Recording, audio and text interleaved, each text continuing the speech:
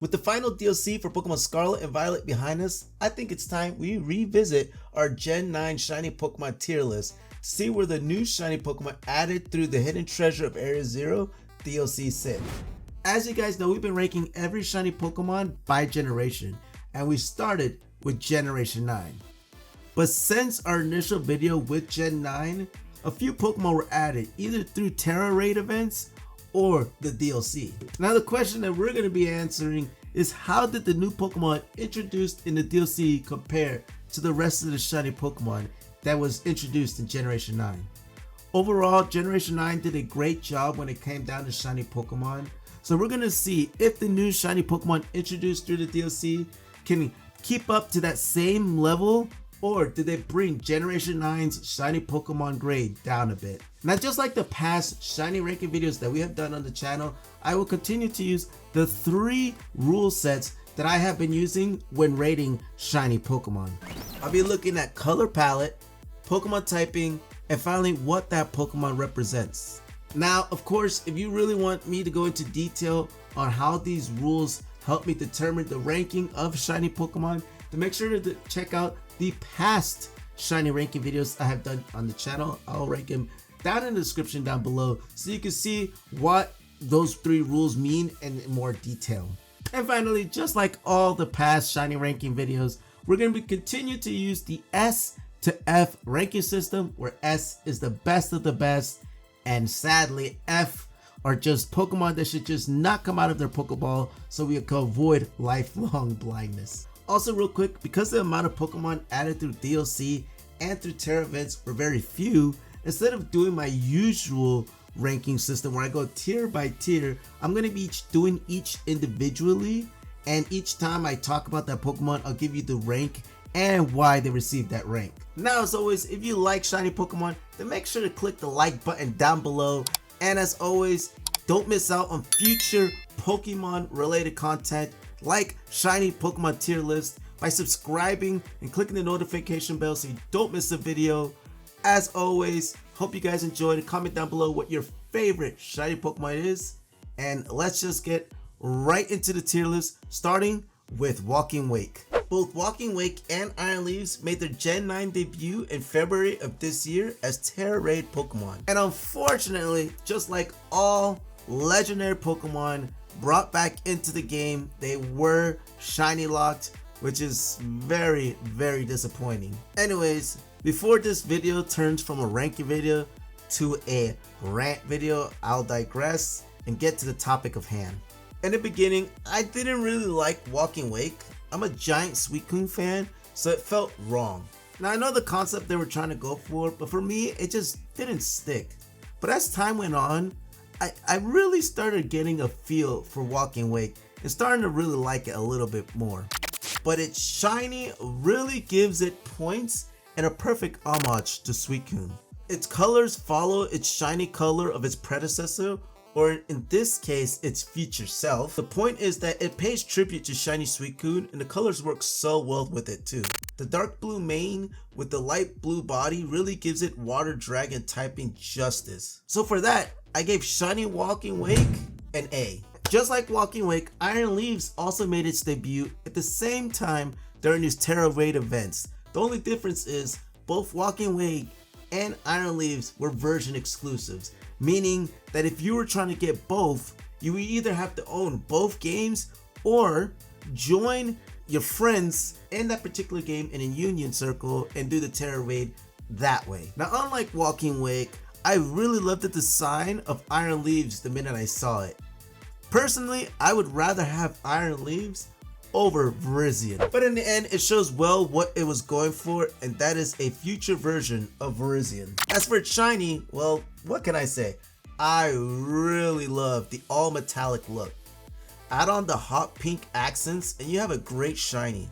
It's why I gave it an A, because it was really well done. Only issues, I kind of feel like I've seen this shiny color palette before. Just wonder where. Next, we have Diplin. Now, Diplin was one of the first teased Pokemon when the Hidden Treasure of Area Zero DLC was announced. Another Applin evolution line? Yes, please. Now I really love the concept behind Applin, Appleton, and Flapple. So when I saw Dipplin, I was truly excited. The worm and the apple design is really well done. Then comes its shiny forms, and man, it never disappoints. Applin and its evos go from a red to a green apple, and it's so good. The question now is, will Dipplin follow? And well, no. But luckily, that wasn't a problem. The golden color given to it gives it a caramel apple on a stick vibe, and I really enjoy it. So for shiny Dipplin, I gave it an A, because they still managed to give Dipplin a fun apple reference to its color scheme. I just personally would love it remain green, but the gold still works out well. Interesting enough, Dipplin can use the Eviolite. I wonder why that is. Well, we might have to find out later. And I heard some of you might like tea. Personally, it's not my type of drink, but it's okay. Because if you do like tea, let me introduce to you Poltergeist and its evolution Sinistra, the matcha Pokemon. Its design is just that, matcha, that literally sucks the life out of you if you manage to drink it. Still eerie thinking about it. Now for me, I was more so really interested how they were gonna manage to turn this Pokemon in its shiny form. Because overall, matcha's kind of just one color, green, and its original form is that, green. So when I finally got to see the shiny, it made sense to continue the green. They practically just changed it black on its body to a dark green and call it a day. Overall, I give this shiny a B. I don't think it's bad, and it fits the Pokemon well. But I don't know how I feel. Something's missing. I don't know, maybe it's just me, but overall, even if they don't change the shiny, it's still a good shiny. And now, it's time to talk about the Three Stooges. Sorry, I mean the three saviors of Katagami. Okidoki, Munkidori, and Fezandipiti. Let's start with the big boy himself, Okidoki. Out of the three, I really got a liking to this guy. I don't know, maybe it's just because he's that one bouncer outside the club that just ain't taking it from no one. And you don't even want to start anything because if you see him, you know you ain't getting out of there unharmed. But then I saw his shiny form and all of that was thrown out the window. I don't even really know what I just saw. It's awful. Because of this, sadly, Okidoki gets an F. And I'm just going to say this now, he's the only one with this low mark. Honestly, I don't know how you fix this shiny, but poor Cyclosaur got this treatment, so I think it's fair enough that Okidoki gets the same treatment. Roll the clip. Know your fucking place, trash. Then we have Munkidori. Now out of the three, I feel like Munkidori is the brains of the group. With the psychic poison typing, it makes a lot of sense. Poison typing to me are evil-minded Pokemon. If you look at most of the poison types, you see Muck, Drapion, and Arbok to name a few. They just have the look that they mean trouble. Add on the smart brains and well, good luck. As for the shiny form, well, I think it's okay. I will say it's much better than Okidogi, that's for sure. Personally, I feel instead of the light gray, they go for a very dark purple. It would fit the Pokemon better. So for this, it gets a B. Then we have the final of the trio, Fezandipiti. And honestly, I call Fezandipiti just better unpheasant. I don't play competitive, but I can tell this thing doesn't get much despite the fairy poison typing. But lucky for its shiny, it's the best out of the three. Just like its buddy Okidogi, they added an orange color to it. But what made it stick out better is the dark blue making it pop. Really well done shiny. So Fezandipiti, for your great shiny, you get an A. Next up, aww, look at this cute guy. Ogerpun was the highlight of the first part of the DLC. You can't question it. Poor guy just wanted friends, but was forced to live in a cave away from everyone. And honestly, if he wanted to take revenge, well, they deserved it. But anyways, its shiny had me down at first. Felt it was lacking, but after looking at it more, as I made this video, I couldn't make it lower than an A.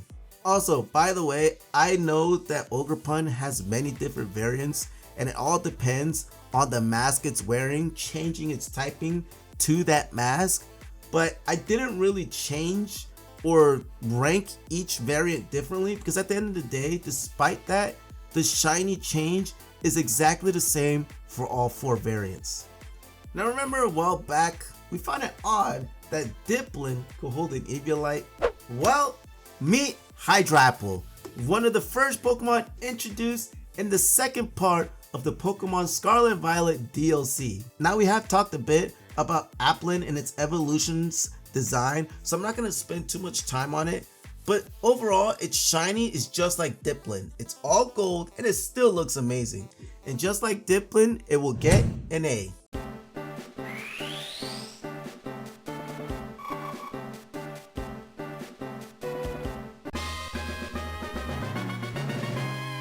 Okay, so no, the Duraludon doesn't evolve into Skyward Bridge, but it does evolve into the Pokemon Archelodon. And well, it's practically the same thing, a bridge Pokemon. Rather interesting. And keeping the Steel Dragon typing is still great, as dragons can grow to be huge, and well, bridges, you know, can be big, I guess? Okay, this bit's gone long enough. Let's just keep going forward. Now, despite all the fun, this is where the fun ends and disappointment starts. You see, this is regular Archelodon, and this is the shiny.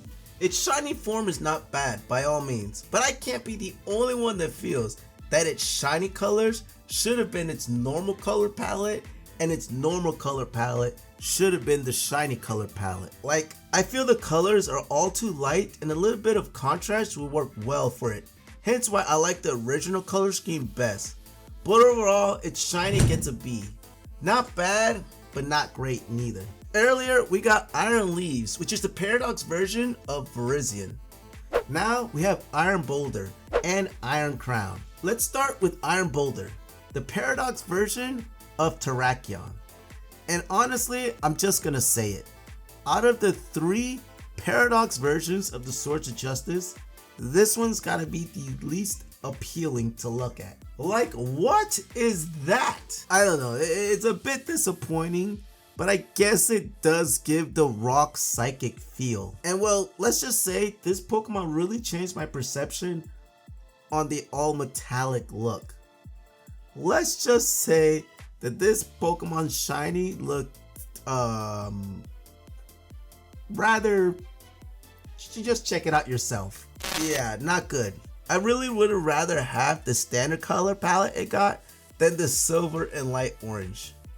If anything, I think this would look better all black and orange, as there are black metals and black rocks. So if I had to rank this shiny, it got a C, just by how underwhelming it is. But Iron Crown, on the other hand, great representation of the future version of Cobalion.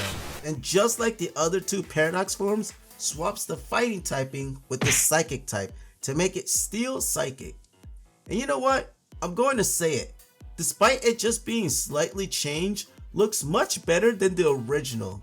But what impresses me the most is its shiny form. The all metallic silver with the blue, so good. Listen, if you watch the original Gen 9 shiny Pokemon tier list, then you will know how much I was gushing over shiny Iron Bundle. And well, basically this is exactly the same thing. For that, Iron Crown gives us our first S tier shiny of the post added Pokemon. Now before we get to the final legendary Pokemon added through the DLC, let's finish in reviewing the final 2 Paradox versions of the legendary dogs. Just like Suicune, Raikou and Entei also got Paradox forms. And when it comes to the shiny versions, I'm gonna go from most disappointing to the most surprising. First, let's start with Gauging Fire. Let me just say, out of the 3, I love Gauging's fire design the most. I don't know, if you were to ask me to draw Entei back in the dinosaur age, that is exactly how I would picture it. Just as a mind fire god with prehistoric vibes. But as I said, I was going from the most disappointing shiny to the most surprising. If you were to have seen its original design and think of a shiny variant for it, I think it could have been much better. They made the fur a darker brown, and just like Entei, changed the thing on its face from red to black. But what disappoints me is the big antler-like on its head. And yes, I know I'm about to get chewed out in the comment section down below. Listen, I'm not a big dinosaur guy, so I don't know what that thing on its head is called. It is what it is. We're gonna call it an antler, okay? Okay? But I don't know how I feel about it going orange and blue. Is it bad? No. But what if it went red with yellow? Listen, in the end, it's preference, and I sort of get the orange and blue for flames, but they really went colorful with the standard form. So why not follow that with the shiny? So for that, I gave it shiny a B. Again, not a bad shiny, but I feel like it had much more potential. And finally, we have Raging Bolt. And let me tell you, this Pokemon has me very befuddled. You see, out of the 3 of the Paradox versions of the legendary dogs, I really do not like the design they went with this Pokemon. The only thing I like was the cloud mane it has on the top of its head. With that being electric type, it makes total sense. But why did it go from Raikou being a saber-toothed tiger, which by the way was already prehistoric, to this long neck dino? It makes no sense. But this is where I just suck it up, because this is a shiny ranking video. And well, at least they got something right with this Pokemon. This is Shiny Raging Bolt. And let me tell you, I love this shiny. Firstly, it does justice in giving homage to Shiny Raikou. The colors fit so well with this Pokemon. And as much as I do not love this Pokemon design, I can't judge its shiny badly because of it. Because I gave this shiny an S. Yeah, it's that good that I could forgive them for turning Raikou into a prehistoric giraffe. And now we have reached the last Pokemon added post-release, and that is Terapagos. And I'm just gonna say, the name, the design, and the backstory for this Pokemon was really well done. I don't want to go into full detail for this Pokemon, but the gist is that this Pokemon is the power behind terraforming, and even has its own terraform called Stellar. And making it a turtle so that its shell can hold all the typing on it was great. But we're not here about that. We're here about its shiny. Well, they decided to keep the blue, but just made it lighter, and personally, I think this was a good thing. But I can already tell you, I may be getting some hate with its ranking. I decided to give Shiny Terapagos a B. Again, I like it, but to me, it didn't stand out enough for it to merit a higher grade. So there you have it. We have ranked every shiny Pokemon introduced either post-related events or through the DLC. Or did we? Okay, I'm just gonna say this now. By the time this video comes out, this shouldn't really be spoiler, but just in case you haven't gotten your hands on the latest event for Pokemon Scarlet and Violet, I highly suggest you clicking off this video, or maybe, just maybe, checking out all of my other videos, see if you'll like it, and if you do, make sure to subscribe, just saying. With that being said, we have one more Pokemon to add to the Gen 9 Shiny tier list, and that Pokemon is Pecharet. Nothing was really known much about this Pokemon until recently. All I know is that it is a poison ghost Pokemon. So I'm not really gonna go into detail about the Pokemon that I don't know about. So let's just get right into it and look at its shiny. And well, oh my god. Here we go again. Where have I seen these color schemes before? Oh, right. Okie dokie. And well, I don't know, but orange and pink just don't vibe well for me. Overall, I gave this Pokemon a C for its shiny. Now that that is over with, we have now tiered every shiny Pokemon introduced in Scarlet and Violet through either post-related events or the DLC. What do you think about the grades I gave out for each shiny Pokemon? Do you agree with them? Is there one that I was just off the mark with? If so, let me know in the comment section down below. I would love to see what you guys' thoughts are. And with that, I do thank you for watching the video. As always, if you made it this far, drop a like and comment down below. I don't know, shiny hype. Yeah, just type shiny hype. With that being said, hope you guys enjoyed, and I hope I see you in the next Pokemon video. God, what they do to my boy Okie Dokie, man.